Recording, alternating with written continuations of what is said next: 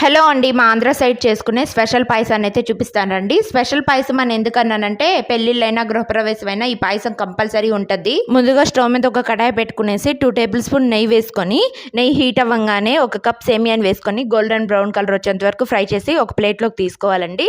తర్వాత అదే ప్యాన్లోకి జీడిపప్పు ద్రాక్ష వేసేసుకొని గోల్డెన్ బ్రౌన్ కలర్ రాగానే వేరే బౌల్లోకి తీసుకొని పక్కన పెట్టుకోండి. తర్వాత స్టవ్ మీద ఒక కడాయి పెట్టుకునేసి 3 గ్లాసెస్ వాటర్ వేసుకొని అవి బాగా మరగనివ్వాలండి. మరగనిచ్చిన తర్వాత గంట సేపు నానబెట్టుకున్న సగ్గుబియ్యాన్ని కడిగి శుభ్రం చేసి అందులో వేసుకొని ఒక 10 నిమిషాలు మూత పెట్టి ఉడికించుకున్న తర్వాత 1.5 గ్లాస్ పాలు పోసుకొనేసి ఉడికించుకోవాలండి. ఉడికించుకున్న తర్వాత మనం ఫ్రై చేసుకున్న సేమియాన్ని కూడా వేసేసుకొని కలిపేసి మూత పెట్టి ఒక 10 నిమిషాలు ఉడకనివ్వాలి. ఉడికిన తర్వాత 1.5 కప్పు షుగర్ వేసేసుకొని బాగా కలిపేసుకున్న తర్వాత కొద్దిగా యాలక్కాయల పొడి, మనం ఫ్రై చేసుకున్న జీడిపప్పు ద్రాక్షను వేసుకొని ఎండు కొబ్బరి ముక్కలు కానీ పచ్చి కొబ్బరి ముక్కలు కానీ వేసుకొని కలిపేసుకుంటే సూపర్ టేస్టీ సగ్గుబియ్యం సేమియా పాయసం రెడీ.